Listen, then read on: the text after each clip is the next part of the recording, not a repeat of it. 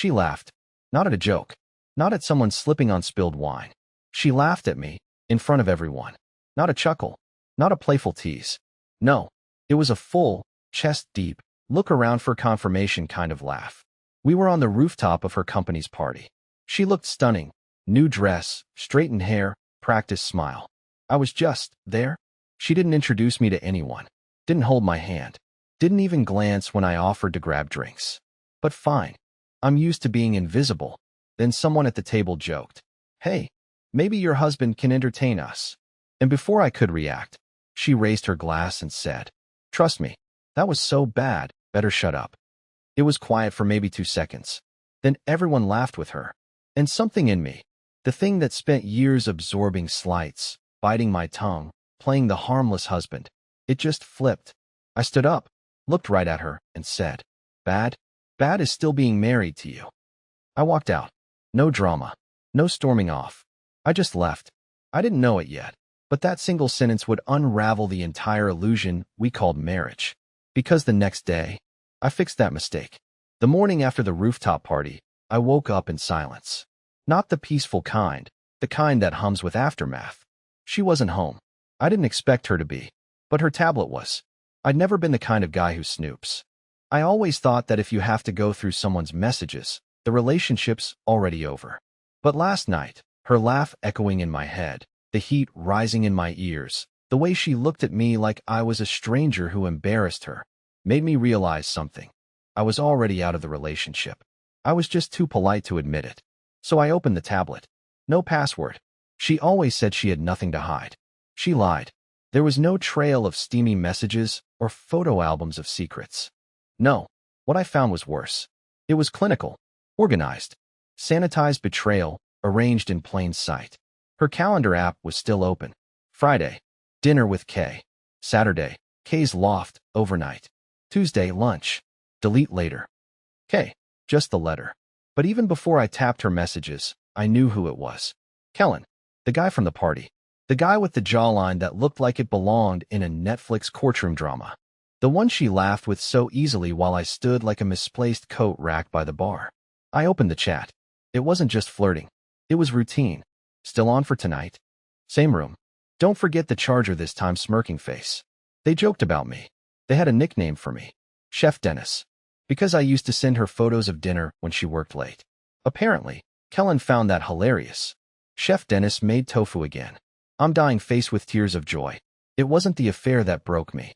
It was that they'd turned my love, my small, quiet efforts, into a running joke. She wasn't cheating out of passion.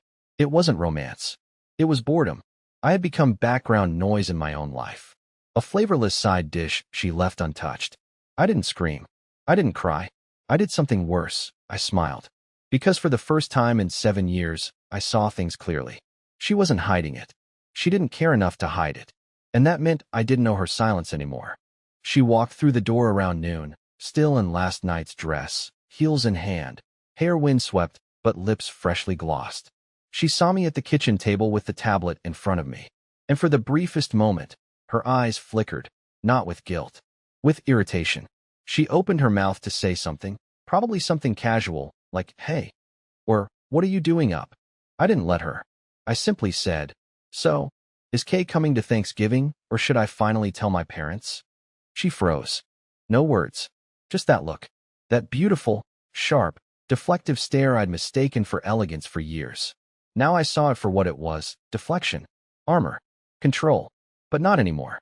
I wasn't going to protect her lies. I wasn't going to explain away her distance. The clock had started ticking. I was going to end this. But not the way she expected. She didn't deny it. She didn't cry, apologize, or scream.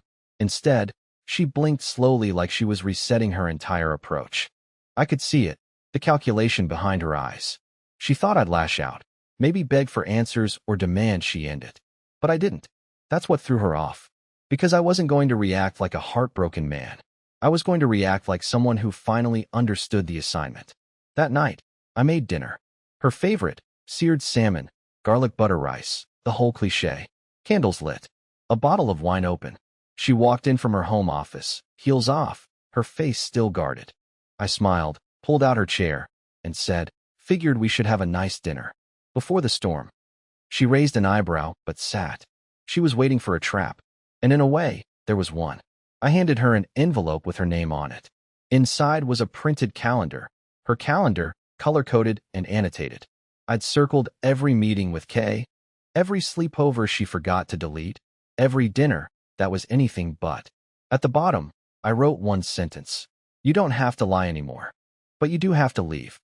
She looked up, lips parted like she was about to launch into a monologue. But I cut in first. I've already spoken to a lawyer. Don't worry, I'm not going to make this a war. I just want out. But before we get there, I'd like to host something. She frowned. Host what? Our anniversary party. This Friday. I already invited everyone. Your coworkers. My family. Even your parents. Now she looked nervous. That's why. I tilted my head. Because I want to celebrate the last year I'll ever waste on someone who didn't want to be here. I want to toast to the last lie, the last excuse, the last time I made dinner thinking you'd be the one walking through the door. I could tell she didn't know whether to laugh or panic. She chose to scoff and walked out of the room. That was fine. She still thought it was just drama. But the next few days, she noticed that I wasn't asking where she was, that I wasn't trying to fix anything, that her stuff was slowly being boxed up, not thrown, not slashed, not burned.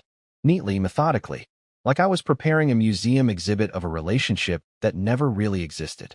And when Friday arrived, so did the guests. They came expecting a celebration. And oh, they got one. Wine, music, candles, her friends laughing, her co-workers chatting, everything perfect on the surface, until I tapped my glass, stood up, and said, I want to thank everyone for coming tonight. Especially Melina. She's worked really hard to keep our relationship interesting. In fact, she's gone above and beyond, sometimes staying overnight at her coworker's place just to keep the excitement alive. A few people laughed awkwardly. Melina froze. And then I pulled out the slideshow remote. Click. The TV screen behind me lit up, not with anything graphic, not even messages. Just the calendar. Her calendar. Names blacked out for decency. Dates highlighted. Text quoted. All factual. All emotionless. But all damning. People started whispering. Her best friend gasped. Her boss looked down at his drink. Melina stood. You're embarrassing yourself, she hissed. No, I said calmly. I'm correcting a mistake. In front of witnesses. She stormed out. No one followed her. Not even Kellen, who stood by the door with his face white as printer paper. I poured another glass of wine, raised it to the room, and said, to endings. May they come just in time. People didn't cheer, but they didn't leave either. And that was enough. Now, I wasn't just the quiet one. I was the one who finally spoke. The party ended, but the ripples didn't. By morning, the slideshow had already made it online. I didn't post it, someone else did. Blurred names. Muted audio. But the message was unmistakable.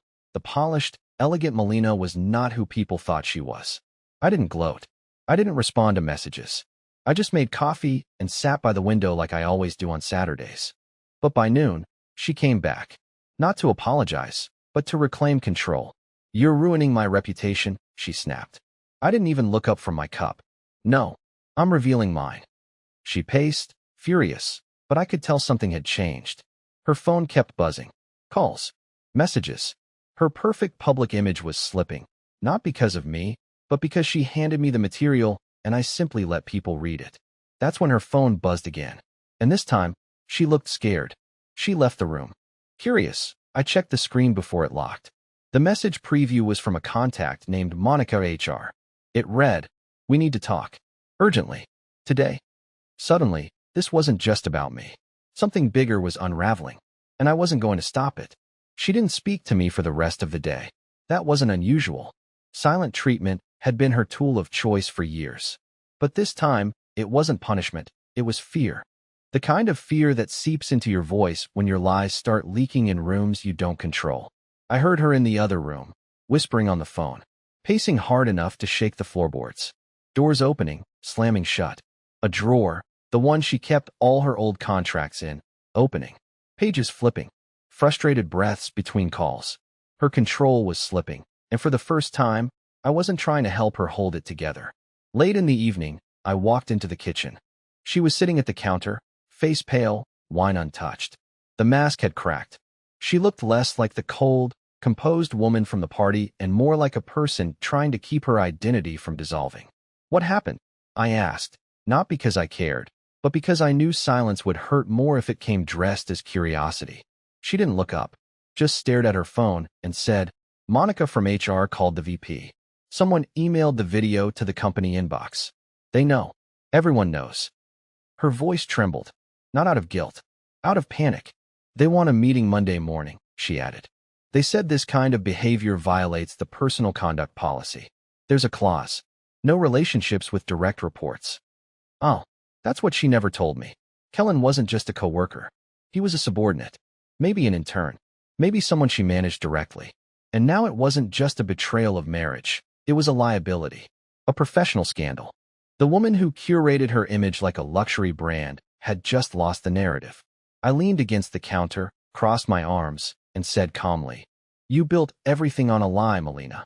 You dressed it in wine and rooftop views, but underneath? It was always cheap. She looked at me like I'd hit her, but I hadn't raised my voice. I hadn't insulted her. I'd just told the truth in a tone she wasn't used to hearing. She stood, glass still full, and walked out of the kitchen without another word. But I knew where she was going. Not to pack. Not yet. She was going to call Kellen. Try to fix it. Try to control what was left. And I had my own plan.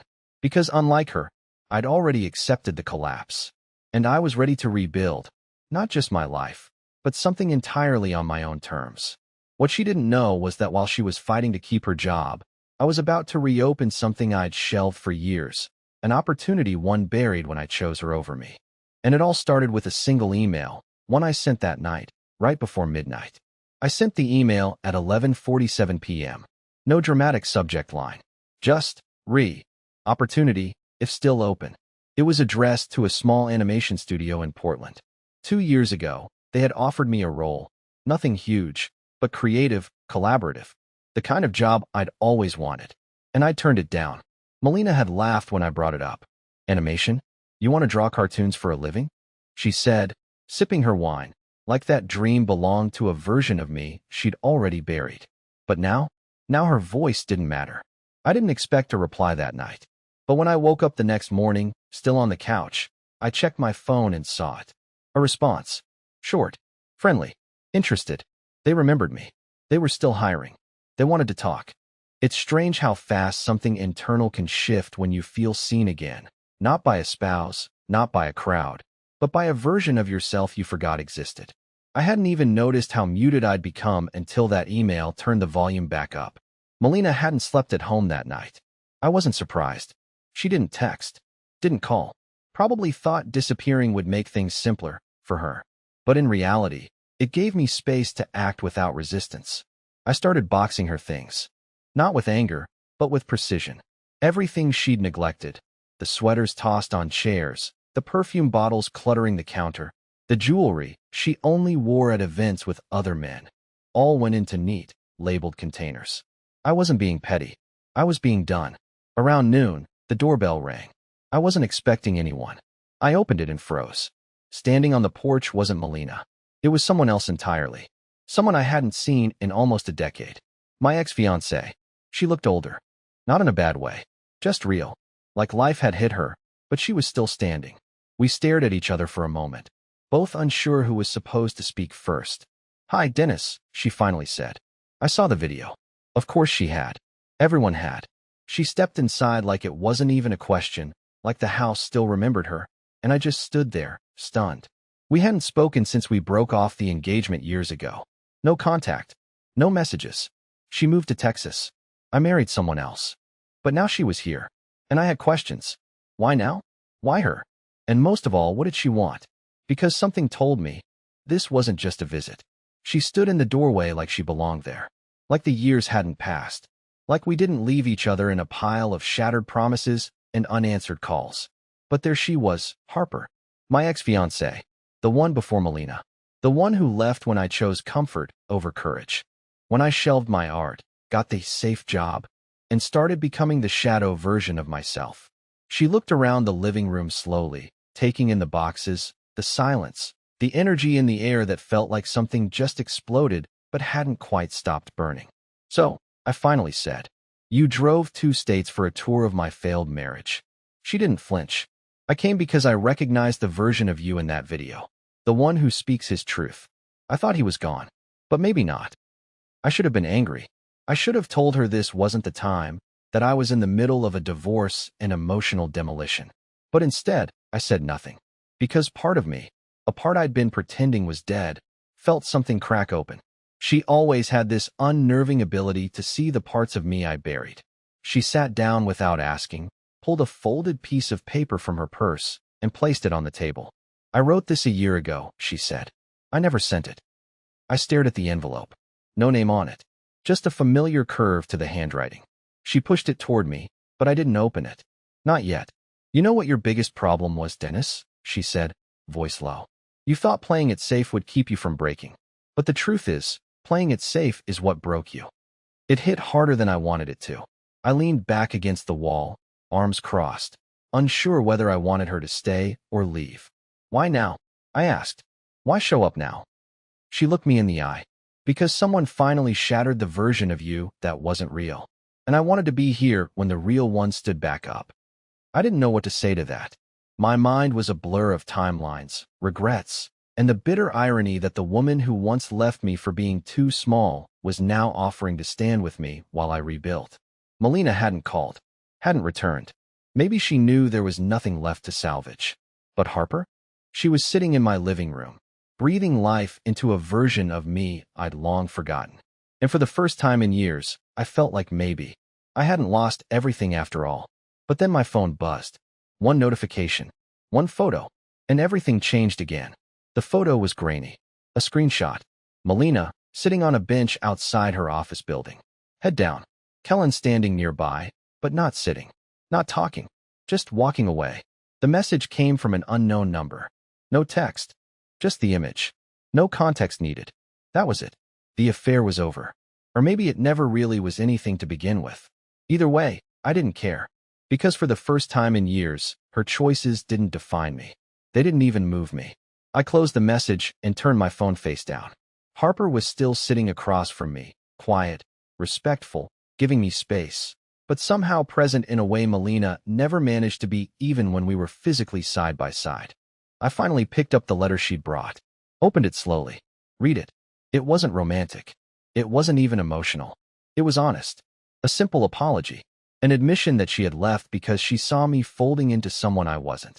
That she regretted walking away without giving me the chance to fight for the version of myself that was still trying to be born. And now here we were. Older. More scarred. But maybe finally ready to have the right conversation. We spent the rest of the evening talking. Not about the past. About what comes next. About Portland. About second chances. Not just with each other, but with ourselves. Melina didn't come back. She didn't call. I didn't need her to. A week later, I packed up the last box, sent the signed divorce agreement through a courier, and drove out of town with nothing but 2 bags and a digital sketch pad I hadn't touched in years. The new job was waiting, and maybe something else, too.